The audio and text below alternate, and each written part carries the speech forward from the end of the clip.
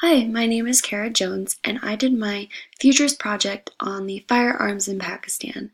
I hope that by the end of this presentation you've learned something new about the statistics and the regulations that are in Pakistan and the issue of the illegal firearms trading.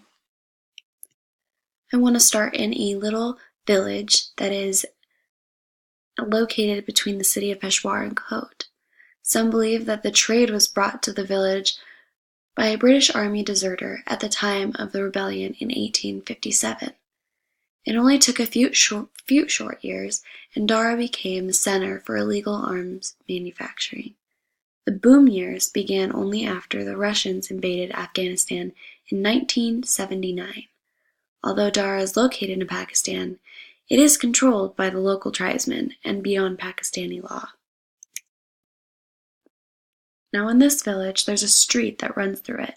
On either side are shops that open up and are lined with shelves filled with every type of firearm. The villagers make these guns from scrap metals using simple hand tools and small drill presses. The skills of making these guns has been handed down from father to son over many generations. There are over 2,500 skilled gunsmiths in the village today. One of the arms traders once told a news reporter that there is nothing they cannot copy.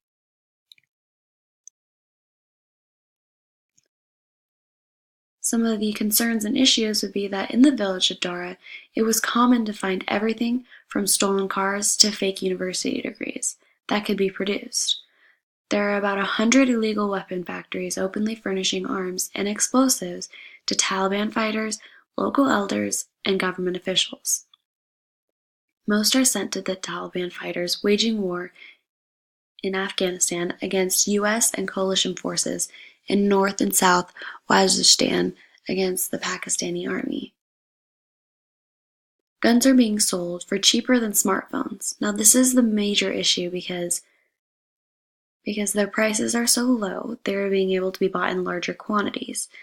The MP5 submachine guns are one of the world's most popular weapons that are used by America's FBI SWAT teams and many others. They retail for thousands of dollars, but are sold in Dara for 125. This is cheaper than most of the smartphones in our world today. In Pakistan, the estimated number of illicit firearms is 37,917,000. This is massive, compared to the number of registered firearms, which is only 6 million.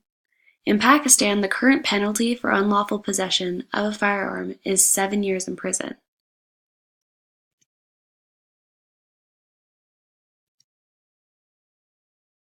Now, the Global Terrorism Index of 2018 shows the total number of deaths has decreased by 27% in 2017, with the largest falls occurring in Iraq and Syria.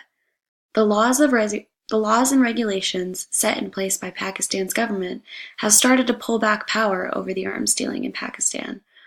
Although it is still a large issue, it will hopefully become better contained. In Pakistan, the private sale and transfer of firearms is prohibited unless registered by the magistrate of the district or a police officer. Dealing in firearms by the way of business without a valid gun dealer's license is unlawful.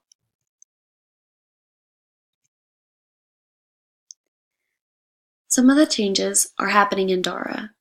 In recent years, the military has cracked down on extremism, particularly in tribal areas. The security is the best it has been since Pakistani Taliban were formed in 2007. Now every second and third shop in Dara sells groceries or electronics instead of weapons.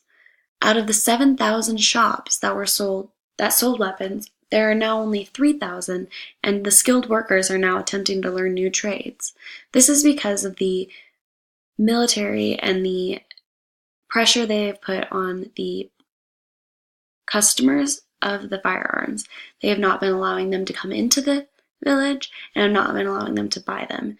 And therefore, one of the more well-known gunsmiths had said that if this continues, Dara will be finished in the arms trade. These are the references that I used to gather the information for this presentation. I hope you guys learned something from this and gained a new understanding or a better understanding of the firearms issue in Pakistan.